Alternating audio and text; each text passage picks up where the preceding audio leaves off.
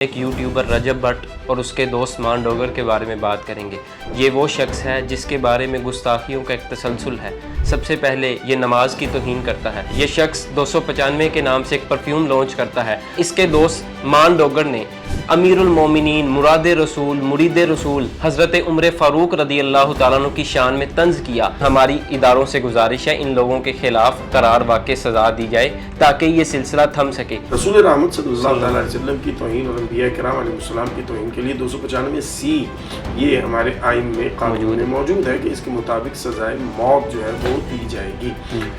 जज साहब, आपकी कुर्सी इतनी मुकद्दस है कि कोई बात करे आप उसे जेल में डलवा दें, आपकी अदालत में फ़ोन किसी गरीब का बच जाए तो आप उसका मुंह दीवार की तरफ करवा दें, उसको अरेस्ट करवा दें, और रसूल अकरम सल्लल्लाहु अलैहि वसल्लम और सहाबा किराम और अहले बैत अताहार के बारे में जो किसी के मुंह में आए बक जाए और आप कहें कि ठीक है। काबिल गौर बात है, हम इस्लामी जमहूरिया पाकिस्तान में रहते हैं जहाँ माजरत के साथ तौहीन अदालत तो कबूल नहीं है, लेकिन माज़अल्लाह तौहीन रिसालत भी कबूल है, तौहीन सहाबा भी कबूल है।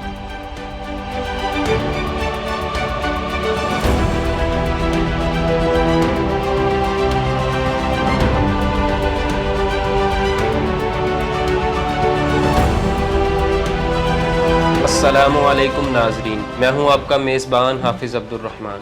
नाजरीन, आज हम एक इंतहाई दिल खराश और रंजीदा दिल के साथ एक ऐसे वाक़े पर बात करेंगे जिसने लाखों करोड़ों मुसलमानों के जज्बात को मजरूह किया।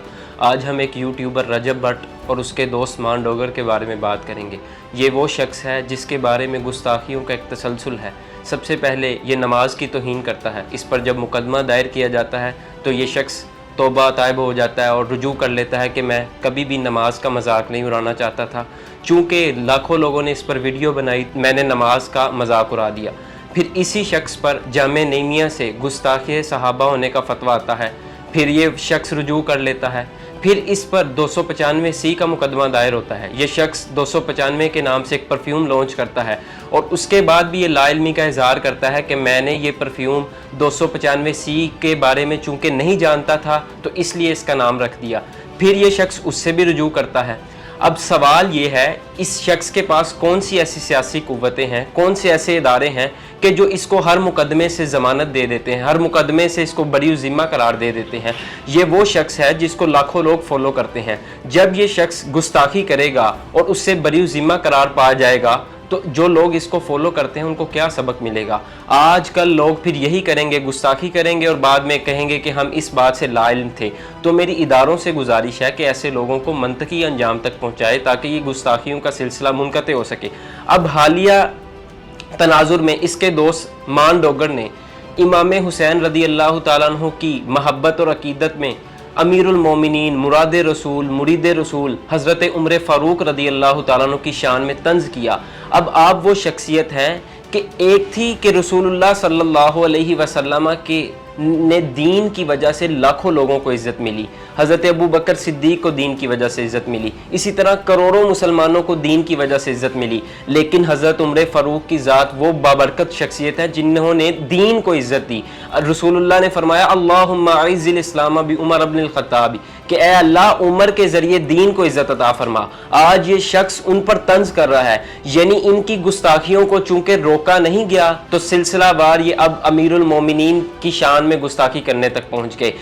इन्हीं लोगों के बारे में इमामुल अंबिया सल्लल्लाहु अलैहि वसल्लम ने इरशाद फरमाया था, इज़ा रअयतुमुल लज़ीना यसुब्बूना असहाबी, कि एक वक्त ऐसा भी आएगा जब कुछ बदबख्त लोग मेरे सहाबा को बुरा भला कहेंगे। फ़क़ूलू, तो तुम सब पर लाजिम है उस वक्त कहना लानतुल्लाहि अला शर्रिकुम, तुम्हारे शर पर अल्लाह की लानत हो। तो आज तमाम मुसलमान, करोड़ों मुसलमान, जो शख्स मुसलमान है उसके जज्बात मजरूह हुए हैं कि ये शख्स बार बार, एक दफ़ा हो और लाइल्मी की बुनियाद पर हो तो उसको माफ़ किया जा सकता है, लेकिन बार बार कभी सहाबा की गुस्ताखी, कभी रसूलुल्लाह सल्लल्लाहु अलैहि वसल्लम के नाम पर जो कानून बना है उसके ऊपर परफ्यूम लॉन्च करना, तो हमें हमारी इदारों से गुजारिश है इन लोगों के खिलाफ करार वाक़ई सज़ा दी जाए ताकि ये सिलसिला थम सके। इसी उन्वान पर, इसी शख्सियत पर गुफ्तगू करने के लिए मेरे साथ मौजूद हैं अल्लामा अब्दुल्ला साकिब कादरी साहब। علامہ صاحب السلام علیکم۔ وعلیکم السلام ورحمۃ اللہ۔ علامہ صاحب میں آپ سے پوچھنا چاہتا ہوں کہ یہ جو شخص ہے مان ڈوگر، اس نے حضرت عمر فاروق رضی اللہ تعالیٰ عنہ کی ذات پر طنز کیا، تو جب ایسے لوگ جو سو کالڈ انفلوئنسرز کہلاتے ہیں ایسی گستاخیاں کرتے ہیں تو ان کے خلاف قانونی کارروائی کیا ہونی چاہیے؟ بسم اللہ الرحمن الرحیم والصلاۃ والسلام علی رسول الکریم۔ سب سے پہلے تو ہمیں یہ دیکھنا ہے کہ ہم جس ملک میں رہتے ہیں اس کا ایک آئین ہے، بالکل، اور پھر اس میں قوانین بنائے گئے ہیں، اور وہ قوانین ظاہر ہے جب بنائے جاتے ہیں تو معاشرے کی ضرورت کو دیکھتے ہوئے اور معاشرے کے امن اور معاشرے میں انصاف اور معاشرے میں ایک ایسی فضا کہ جس میں ہر بندہ آسانی کے ساتھ اپنی زندگی بسر کر سکے اپنے ذہن اور اپنی سوچ کے مطابق، تو قوانین بنائے جاتے ہیں۔ بالکل، ہمارے ملک میں قوانین بنائے گئے جس میں 295 کے نام سے قانون موجود ہے۔ 295 میں ہے کسی کے مذہبی جذبات کو مجروح کرنا، اسے غصہ دلانا، نفرت انگیز گفتگو کرنا کہ جس سے کسی کے جو مذہبی جذبات ہیں یا جس مذہبی شخصیت سے اس کی عقیدتیں جڑی ہوئی ہیں اس میں جو ہے وہ ایک خراش پیدا ہو اور ایک اس میں تلاطم پیدا ہو، تو 295 جو ہے یہ ایک دفعہ بنائی گئی ہے جو اس کو ٹائٹل کرتی ہے۔ اسی طرح پھر 295 ہے جو قرآن مجید کی توہین سے ریلیٹڈ چیز جو ہے اس میں ڈیفائن کر دی گئی کہ اگر کوئی قرآن مجید کی توہین کرتا ہے تو 295 کے تحت اس کا ٹرائل کیا جائے گا اور اسے سزا دی جائے گی۔ رسول رحمت صلی اللہ تعالیٰ علیہ وسلم کی توہین اور انبیاء کرام علیہ السلام کی توہین کے لیے 295 یہ ہمارے آئین میں قانون میں موجود ہے کہ اس کے مطابق سزائے موت جو ہے وہ دی جائے گی۔ اچھا، اسی طرح پھر 298 یہ ایک شرک ہے کہ جس میں رسول اکرم صلی اللہ علیہ وسلم سے وابستہ امہات المؤمنین، صحابہ کبار علیہم رضوان، اہل بیت اطہار، ان شخصیات پر اگر کوئی اس طرح کی تبرہ بازی، اس طرح کا اشارہ کنایہ میں طنز کرتا ہے جس سے معاشرے میں بد امنی، انتشار، افتراق کا دروازہ کھلتا ہے، تو یہ 298 حرکت میں آئے گی، اور اس کی سزا پہلے 3 سال تھی لیکن اب اس کو بڑھا کر 10 سال کر دیا گیا ہے۔ تو اسی طرح FIA سائبر کرائم ونگ یہ موجود ہے جو کہ اس کو ٹائٹل کرتا ہے جو آپ کی میڈیا کے اوپر یا سوشل میڈیا، کیونکہ آج کل جو اس کا گستاخی کا مرکز بنا ہوا ہے نا وہ سوشل میڈیا ہے کہ جس پہ چیک اینڈ بیلنس رکھنا بڑا مشکل ہے۔ تو FIA سائبر کرائم ونگ جو ہے اس میں آپ اپروچ کریں گے اور اس میں آپ اپلیکیشن دیں گے اور URL جو ہے وہ دیں گے اس کا۔ اچھا، ہمارے یہاں ہوتا یہ کہ اویئرنیس نہیں ہے، ہم چلے جاتے ہیں پولیس اسٹیشن، پولیس جو ہے وہ ہمیں پھر گھماتی ہے کہ آپ ادھر چلے جائیں، آپ ادھر چلے جائیں، جب 2-4 چکر لگتے ہیں کیونکہ ادارے اس معاملے میں وہ کردار بدقسمتی سے ادا نہیں کر رہے جو انہیں کرنا چاہیے۔ ہونا یہ چاہیے کہ جب آپ کے پاس ایک بندہ اطلاع لے کے آئے تو آپ اس کا شکریہ ادا کریں کہ وہ معاشرے کے امن کے لیے اپنا کام چھوڑ کے، اپنا سارا کچھ داؤ پہ لگا کے، اپنا پیٹرول خرچ کر کے، اپنا ٹائم نکال کے آپ کے پاس آیا ہے آپ کو بتانے کے لیے کہ بھائی جان یہ ہو رہا ہے۔ ٹھیک ہے۔ اچھا، ہوتا یہ کیا ہے، آپ اس کا شکریہ کیا ادا کریں گے؟ آپ گھنٹوں اس کو بٹھا دیں گے، ابھی صاحب نہیں ہے، ابھی صاحب میٹنگ میں ہیں، ابھی صاحب عدالت میں ہیں، ابھی صاحب آتے ہیں، ابھی جاتے ہیں۔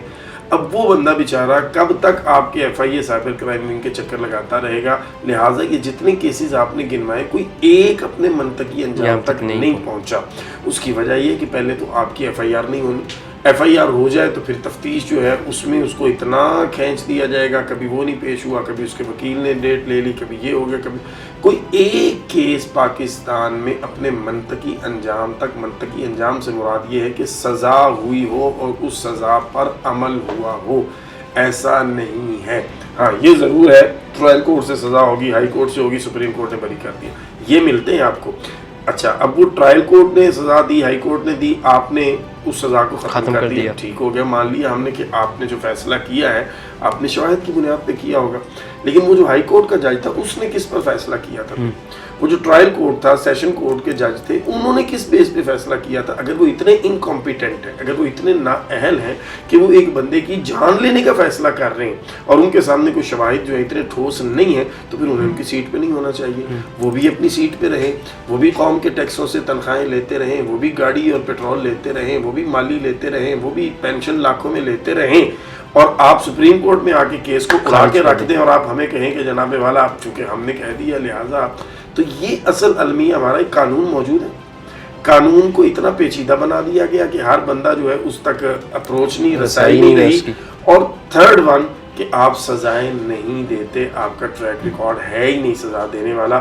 جب یہ ساری چیزیں معاشرے میں ہوں گی تو پھر آپ صاحب یہ مجھے بڑے دکھی دل کے ساتھ کہنا پڑتا ہے, گستاخیاں رکیں گی نہیں بلکہ بڑھیں گی. تو ناظرین آپ کو ایک بات ادھر بتاتا چلوں, جب اس شخص نے توہین کی تو اس کے خلاف ایک شاہزیب سیالکوٹی نام کے ٹک ٹاکر نے ویڈیو بنائی.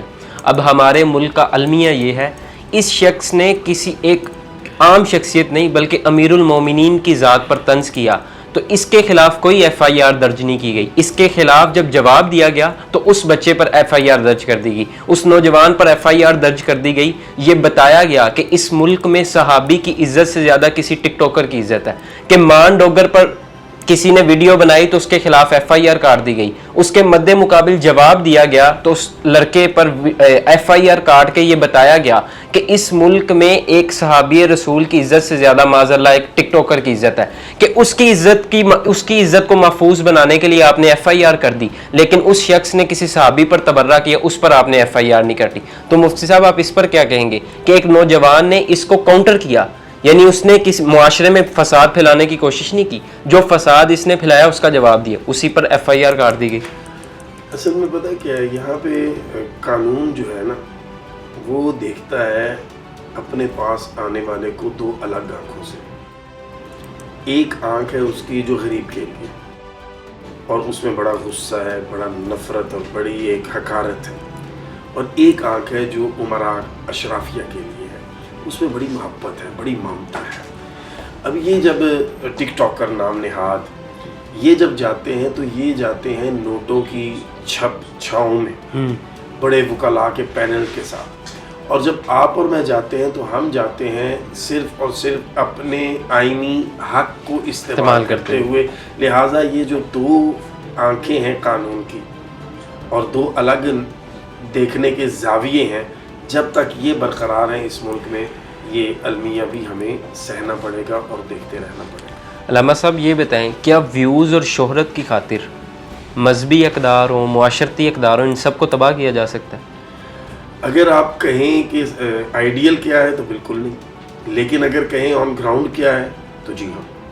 کیونکہ جب آپ اپنی بیوی کو دکھا کے, اپنی بند کمرے کی لائف کو دکھا کے, اور آپ ٹک ٹاک پہ لائیو جا کے وہ حرکتیں کر کے کہ جو بند کمرے میں بھی شاید کرتے ہوئے انسان کو شرم آتی ہو, جس کے اندر کوئی حیا ہو, وہ جب آپ کریں پیسے کمانے کے لیے, تو پھر باقی جو نوجوان ہیں وہ بھی جب دیکھتے ہیں کہ ہم نے ڈاکٹر بن کے اتنے پیسے, اتنی محنت, اتنے سال لگا کے یہ کچھ نہیں بنایا, جو ایک جاہل آدمی جس کو الف بے نہیں آتی, جس کو اے بی سی نہیں آتی, جس کو نہ انگلش آتی ہے, نہ اردو آتی ہے, نہ عربی آتی ہے, نہ یہ کوئی میڈیکل پہ بات کر رہا ہے, نہ یہ کوئی انجینئرنگ پہ بات کر رہا ہے, نہ یہ کوئی مخلوق خدا کو فائدہ دینے والی بات پہ کر رہا ہے, نہ کوئی انفارمیشن دے رہا ہے, کچھ بھی نہیں دے رہا, جسٹ یہ ولگیرٹی, بیہودگی, بدتمیزی اور بے حیائی کی انتہا کر رہا ہے, اور اس کو ویوز مل رہے ہیں اور ان ویوز پر اس کو پیسہ مل رہا ہے اور یہ عیاشی کر رہا ہے.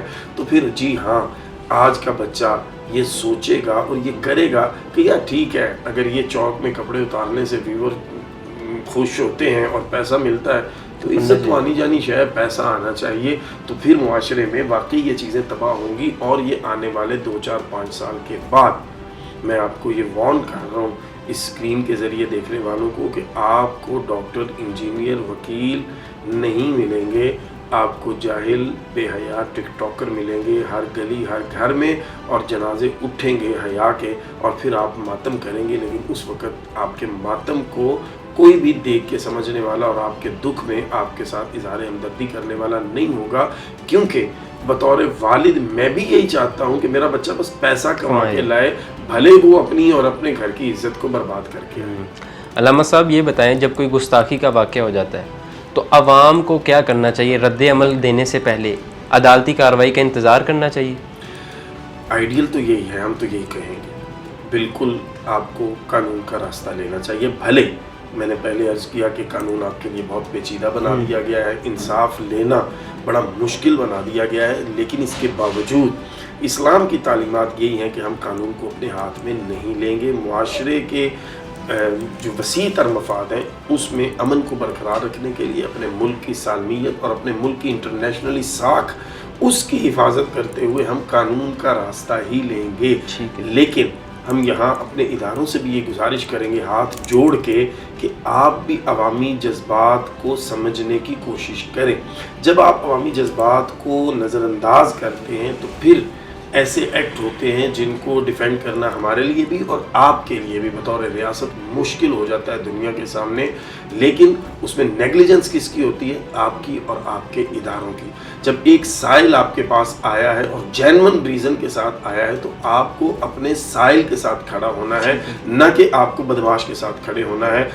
قسمت یہ ہے, المیہ یہ ہے کہ بدماش کے ساتھ سب کھڑے ہو جاتے ہیں اور شریف آدمی جو انصاف لینے کے لیے آیا ہوتا ہے اسے انصاف نہیں ملتا, تو پھر عوامی رد عمل جو ہے وہ بعض صورتوں میں دلخراش صورتحال اختیار کر لیتا ہے, جس کو کہ ہم کبھی بھی جو ہے وہ اس کو سپورٹ نہیں کرتے.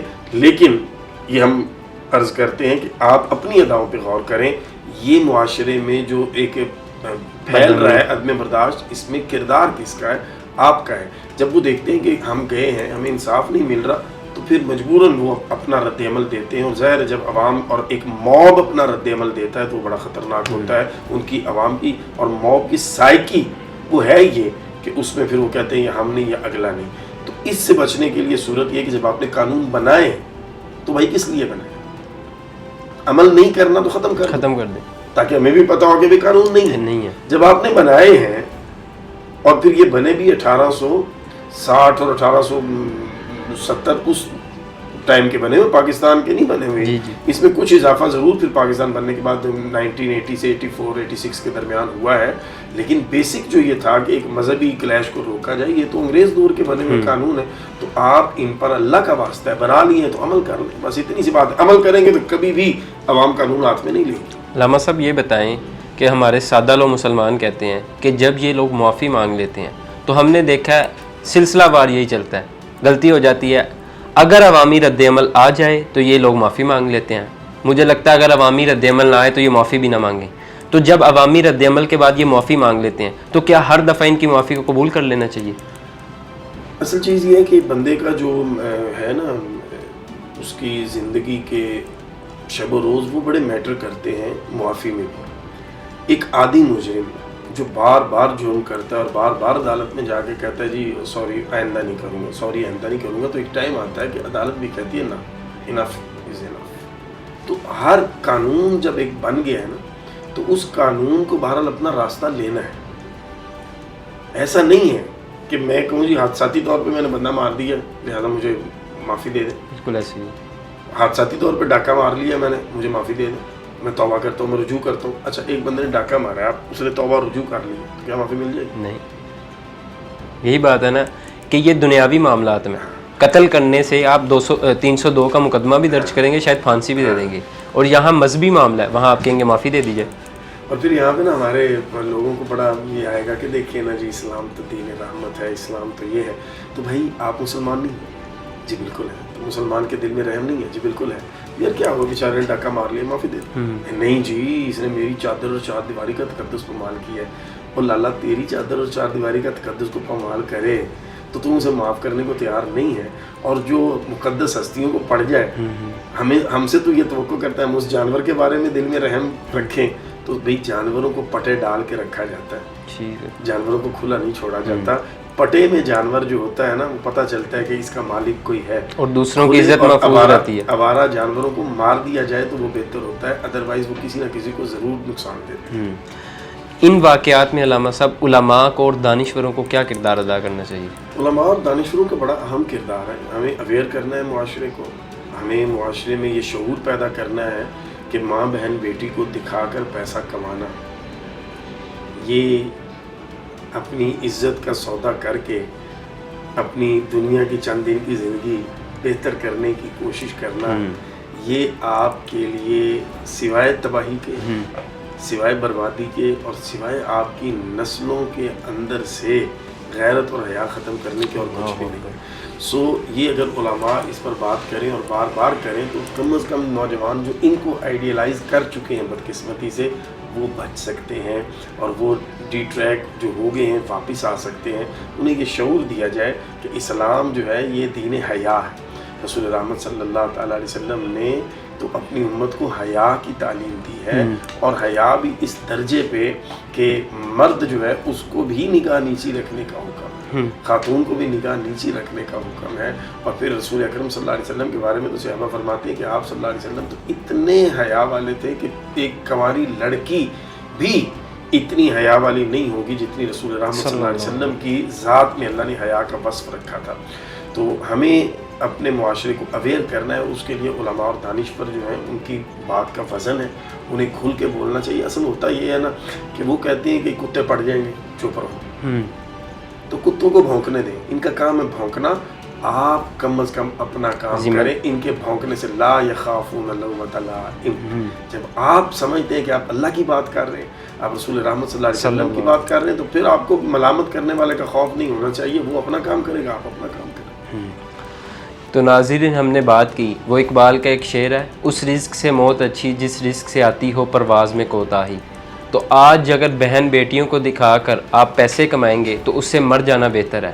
تو آج ہمیں چاہیے کہ ہماری نوجوان نسل جو ان ٹک ٹاکرز اور یوٹیوبرز کو آئیڈلائز کرتی ہے، ان کے لیے سب سے بڑے آئیڈیل امام الانبیاء صلی اللہ علیہ وسلم کی ذات ہے۔ لاکھوں لوگ ہیں جن کو آئیڈیلائز کیا جا سکتا ہے، جس نے اس امت کو فائدہ دیا۔ کسی نے ڈاکٹر عبدالقدیر خان کی ذات ہے، علامہ اقبال کی ذات ہے، کسی نے امت کو شعور دیا، کسی نے امت کو ایٹمی طاقت بنایا۔ تو آپ ان لوگوں کو آئیڈیلائز کریں جن لوگوں نے اس امت کو کچھ نہ کچھ فائدہ دیا ہے، نہ کہ ان لوگوں کو جنہوں نے اس امت کو تباہی کے دہانے پر لا کر کھڑا کر دیا ہے۔ آج ہمارا بچہ اسکول جائے نہ جائے، وہ کہتا ہے ولاگ ضرور بنانا ہے۔ آج بچہ مدرسے جائے نہ جائے، وہ کہتا ہے ٹک ٹاک پہ لائیو ضرور آنا ہے۔ تو آج ہمیں چاہیے کہ ہم اپنی معاشرتی اصلاح کریں۔ یہ تب ہوگی جب ہمارے ادارے کام کریں گے، جب ہمارے ادارے کچھ چیک اینڈ بیلنس رکھیں گے۔ تو اداروں سے گزارش ہے، اگر ان کیسز میں سے ایک کیس کو بھی منطقی انجام تک پہنچایا ہوتا، کسی ایک کیس میں بھی سزا دی ہوتی، تو آج دوسرا واقعہ پیش نہ آتا۔ آج ہر شخص کو عدالت بری ذمہ قرار دے دیتی ہے، بعد میں وہی شخص آ کر دوبارہ گستاخی کرتا ہے، دوبارہ توبہ کرتا ہے۔ تو علامہ صاحب نے بات کی کہ اگر آپ کے بچے کے ساتھ کوئی غلط کرے تو آپ اس کو معاف کرنے کے لیے تیار نہیں ہیں، تو کوئی آمنہ کے لال کے بارے میں کوئی بات کرے، ان کے صحابہ کے بارے میں بات کرے، تو ان کو کیسے معاف؟ آپ اس کو، میں معذرت آپ کی بات کاٹ دوں، ایون آپ اس کو دیکھ لیں، جج صاحب کی توہین کرنے والے کو جج صاحب معاف کرتے ہیں؟ بالکل نہیں کرتے، 35 سال کی سزا سنا دیتے ہیں۔ دانیال عزیز کو، طلال چودھری کو، ثاقب نثار جب چیف جسٹس نے سزائیں نہیں دی، جی، نہال ہاشمی کیوں دی سزائیں؟ جی انہوں نے توہین عدالت کی ہے۔ جج صاحب، آپ کی کرسی اتنی مقدس ہے کہ کوئی بات کرے آپ اسے جیل میں ڈلوا دیں، آپ کی عدالت میں فون کسی غریب کا بچ جائے تو آپ اس کا منہ دیوار کی طرف کروا دیں، اس کو اریسٹ کروا دیں، اور رسول اکرم صلی اللہ علیہ وسلم اور صحابہ کرام اور اہل بیت اطہار کے بارے میں جو کسی کے منہ میں آئے بک جائے اور آپ کہیں کہ ٹھیک ہے ٹھیک ہے۔ اور دوسرا، پنجاب میں بھی اب میں نے تھوڑا سا پڑھا ہے، اب پتہ نہیں سچ ہے کہ نہیں، اللہ کرے ہو کہ 16 سال کا قانون بنایا جا رہا ہے کہ بچے کو سوشل میڈیا، یہ اس کے لیے 16 سال۔ اور میں یہاں پہ ایک صرف جملہ کہہ کے کہ کچھ ممالک ایسے ہیں، یہ اب سٹڈی عوام کرے، ہم عوام کے لیے چھوڑتے ہیں، جنہوں نے یہ موبائل بنا کے آپ کے بچوں کو پکڑا دیے، اپنے بچوں کو انہوں نے ٹچ موبائل نہیں دیے۔ تو ناظرین، آپ نے بات سنی، قابل غور بات ہے، ہم اسلامی جمہوریہ پاکستان میں رہتے ہیں جہاں معذرت کے ساتھ توہین عدالت تو قبول نہیں ہے، لیکن معاذ اللہ توہین رسالت بھی قبول ہے، توہین صحابہ بھی قبول ہے۔ تو اسی کے ساتھ مجھے اجازت دیجیے، اللہ نگہبان۔